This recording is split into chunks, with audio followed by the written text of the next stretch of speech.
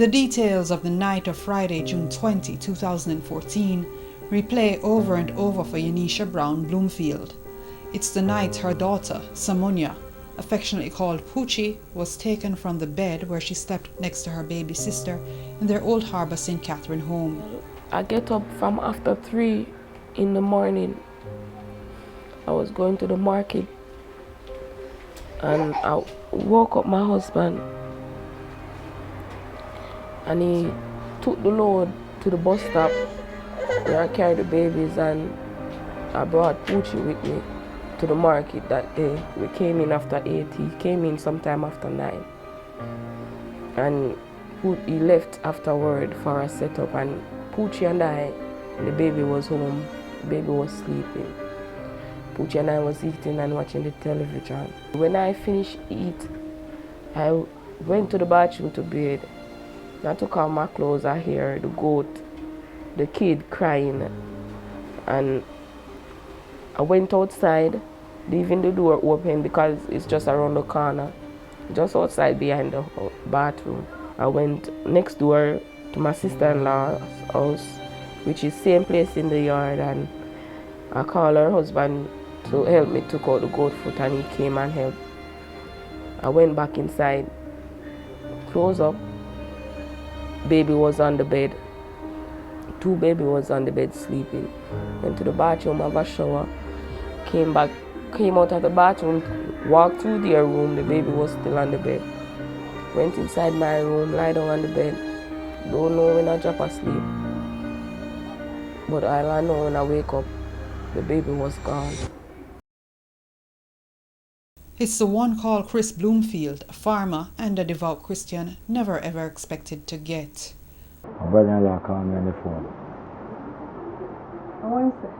He said Poochie can't find Poochie. So I said, what? I can't find Poochie. So I jumped in the car and I came down here and saw my wife out at the church, and I cried for Poochie. And I walked past her and came inside, and I was searching everything. I searched and saw that she wasn't here. The mystery of Samunya's disappearance is compounded by the fact that her father is not a man who is accustomed to going out.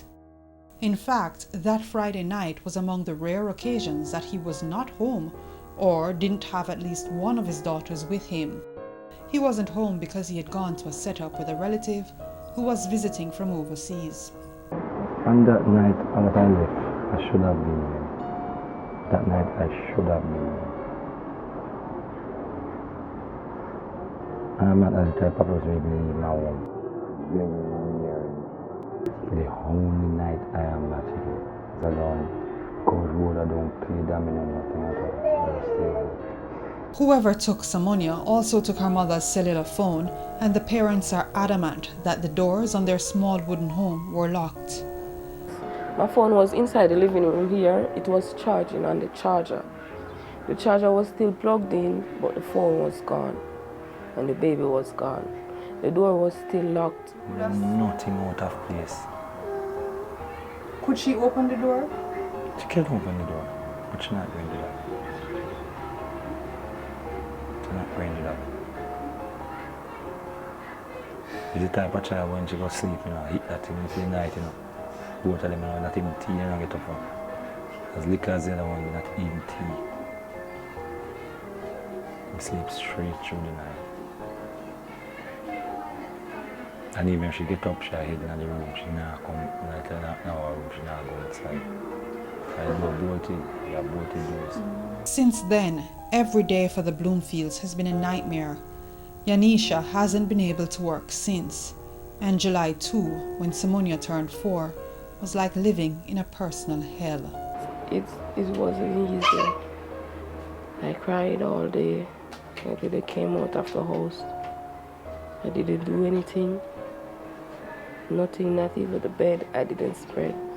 All I did was cry, because knowing that she was looking forward for her birthday and she knows that it's coming up. It was very hard. I can't explain to you how it was. But it was like part of me was just gone. Even now, Chris fights to hold back the tears as memories of Samunya come flooding back like a tidal wave. And she was a bright child talking. Good man, she's bright man. Brilliant, very brilliant and vibrant. She have an excellent spirit. Sometimes I may go for her at school late and she not even today she not cool. You go there and say she's sit down. She sit down because she's suffering and beat for me. And when she comes, she said, Daddy, and the mom come jump on me. Miss Lucky. Yes, that. Samunya's disappearance has also been hard on her baby sister Daniela, who turns 2 this month. It has been affecting her a lot because they normally sleep together. They play together, they do everything together. At nights, she don't want to sleep on the bed. She want to sleep on daddy's tummy. And if she wake up in the night and find herself somewhere else, she'll get up out of her sleep and find the tummy to lie down on. Until today, she and I was sitting in the house alone and she was asking for her. I have to just keep on telling her Poochie soon come. Where is Samunya? Who took Samunya? Why was Samunya taken? These are just a few of the questions that her parents ask daily. The Bloomfields have been racking their brains trying to remember if in the days, weeks or months leading up to Samunya's disappearance, anybody was acting differently towards their child. They've been coming up empty. Always vigilant, you know. I don't trust no one, not even at home. There are some curious things though about the night Samunya went missing. For example, the dogs in the yard, the same dogs that rushed out and barked when we got there, were silent. The yard in which the Bloomfields live have houses beside them, in front of them and behind them. Yet nobody saw anything. But as if the shocking disappearance of their firstborn isn't bad enough, the family have also had to be dealing with a string of rumors. Among them are that Samunya's real father came and took her. Every ill word has been heard by the family.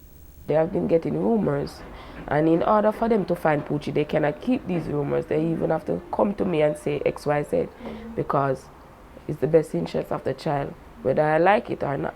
People are talking, but when you know and know the truth, that's all I need. I don't care what a person wants to say, that cannot help my daughter. And since the rumors started, community support in helping to find Samunya has waned.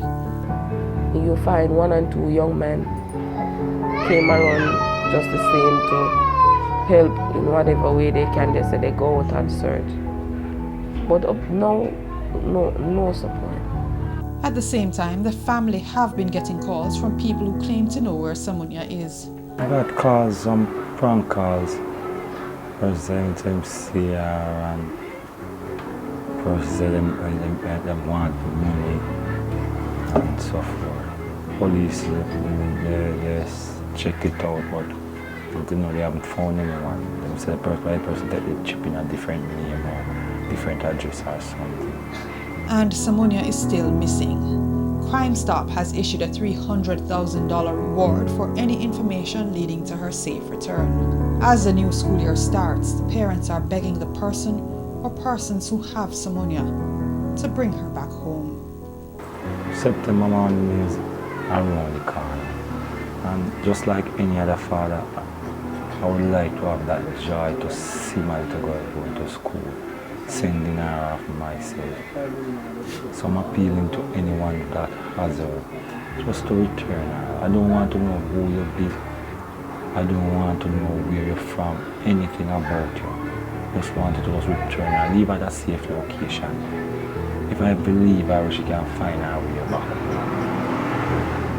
Also, you know, to other churches that are out here, I just like to say that I'm imploring you, just pray for us, fast for us, you know, touch the throne of God for us, that our daughter may return to us safe and secure. Anyone out there who knows Poochie whereabouts, seen Poochie or even have her, please, please, I'm begging you, please. She cannot do you anything. She's an innocent child.